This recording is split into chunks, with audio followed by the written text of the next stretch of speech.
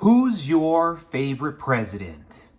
Good evening, America, and welcome back to another episode of Silver Dad Knows. Remember, always live with no edits. If this is your first time here, hit that subscribe button now, as you're going to like what I'm about to say. So, just to begin this evening, I am presenting to you right here, folks, very, very special piece. Very attractive piece, and definitely the type of silver you need to be owning, especially if you're a serious silver stacker like myself. But we're looking at a 1989 Canadian silver maple leaf. And this is one of the earliest issues of the Royal Canadian Mint's iconic bullion coin, making it highly desirable among collectors and, of course, serious stackers. Struck in 0.999949 fine silver, it boasts one of the highest purity levels available in bullion, setting it apart from other government-issued silver coins of its time. Early maple leafs, including the 1989 issue, feature the classic Walter Ott designed sugar maple leaf on the reverse. And of course, how could we ever forget a younger portrait, very rare, of Queen Elizabeth II on the obverse? What makes vintage maple leafs, and this goes back to 1988 and arguably up to 2004, the best to stack is their low mintage, historical significance, and premium potential. Unlike modern maples, which are mass-produced in the millions, these earlier versions had significantly lower production numbers, making them scarcer. Additionally, their age and historical importance give them a numismatic edge, often commanding higher premiums than newer issues for great reason. Unlike generic bullion, vintage maples offer both bullion security and collectible upside, making them an ideal long-term play. If you're stacking silver for both weight and potential appreciation, vintage maples like the 1989 issue are an excellent choice. High purity, government backing, and historical scarcity all in one. Great piece right here. And before we go any further, I want to give a quick shout out to my always loyal subscriber. This is Dr. Detroit. Everyone is working poor. 40 hours is the start of the work week. If you have that mindset, you go up to middle class. The last generation to get by on one income was in the 1960s. Great comment coming right there from Dr. Detroit, and it's so true. It's the same way I always mention, America used to thrive on 1 to 2 meals a day. We used to thrive on 1 to 2 meals a day. Now people are dying eating 4 to 5 meals a day on average here in America. And it goes back to this.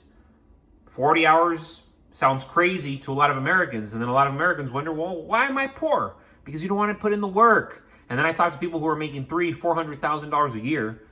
Well, how many hours are you working a week? Oh, I'm putting in 70, 80 hours. 70 to 80 hours. And that's why you're making $300,000 to $400,000. Everybody else is complaining, how come I'm not making that kind of money? Well, you're not working. You are not working. And, you know, I'm a bit passionate about this, and I do get upset about it because I grew up with parents who busted their butt, made a decent amount more than most, but at the same time, I realized at an early age, they're working much more than most. I'd see my mom leave sometimes at 6 in the morning, come home as late as 10, 11. Mind you, she was a sales beast, and she was making crazy money back then. I mean, making six figures when I was a little kid. And, you know, I'm not over here bragging. I'm just telling you the reality, but look at the hours she was working. And then my dad, right alongside her in the same field, making crazy money, being a sales beast. And I was one of those kids that didn't hang out too much with my parents growing up, but I don't think that was necessarily a bad thing because my parents were working very hard and providing, which is what so many parents nowadays aren't doing, don't want to do, can't even figure out how to do it. And then when they are putting in the time, the 40, 50, 60 hours a week, they're pulling their hair out because they can't handle it. And then down the road, they're wondering, oh, why am I broke? Why don't I have money?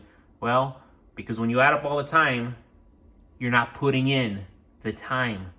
Nothing in life comes easy. And when it comes to greatness, nothing great in life comes easy. You want to make a lot of money, you want to be more successful than most people, you need to outwork them. And I'm not trying to be this this motivation coach by no means, because this is something I tell myself, Sometimes I beat myself up. Hey, how come I'm not where I need to be? Well, you're not working as hard as you need to work. You're not working as hard as your competition. And we need to embrace competition because it's competition that keeps us on our edge. We need to live below our means because living below our means is what sets us free financially, ultimately. Again, a lot easier said than done, but this is the way we succeed. And silver has a legacy in America that stretches from the nation's founding to the modern day, and no clearer proof exists than the presidents who personally owned it. George Washington, our first president, kept silver coins and bullion as part of his estate and viewed precious metals as essential to a stable young republic, because remember, we were founded on a constitutional republic. Thomas Jefferson meticulously tracked silver's value and believed real money, metal, not paper, was the foundation of a free people. James Madison and James Monroe continued that tradition, holding silver coins and silverware while noting how the strength of a currency shaped the strength of a nation. These early leaders understood something simple. Silver is not only a metal, but economic freedom made tangible. Andrew Jackson took that belief to another level by destroying the Second Bank of the United States and demanding hard money, gold and silver, over the paper IOUs bankers preferred. He personally held silver and saw it as a way to protect regular Americans from financial manipulation. Lincoln, imagine the father of the Republican Party, Lincoln, decades later, owned silver coins and silver sets during a time when the nation literally fractured. It was fractured at that time, folks. A very, very bad time. That's why, unfortunately, there was assassinations. But again, he was stacking at a time when the nation was fractured. A reminder that even during war, silver maintained its role as a reliable store of value. Ulysses S. Grant also received and owned silver, celebrating the metal not only as wealth, but as a symbol of honor and achievement. As America industrialized, silver remained embedded in production and, of course, in presidential life. Theodore Roosevelt, a major reformer of U.S. coinage, owned silver coins and silver pieces while pushing to elevate America's coin designs to reflect national pride. Even Franklin D. Roosevelt, who confiscated gold, did not confiscate silver, and he owned household silver himself. That alone tells you the truth. When governments get desperate, they reach for assets they fear most. Silver, even during national crisis, remained in American hands. John F. Kennedy, his name became immortalized on the very last U.S. circulating coin made of 90% silver, the 1964 half dollar. He too owned silver coins, and his era marked the final chapter before America abandoned silver-backed money altogether. Ronald Reagan later revived national silver production by authorizing the American Silver Eagle program, personally owning silver and restoring the metal's patriotic significance.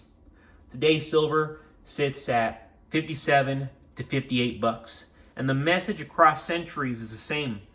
Presidents trusted silver because silver always preserves purchasing power.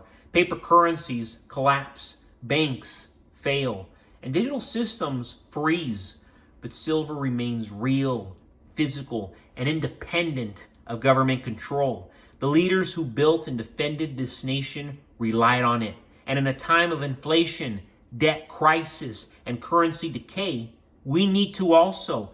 Owning silver is not just smart, folks. It's American. It's American.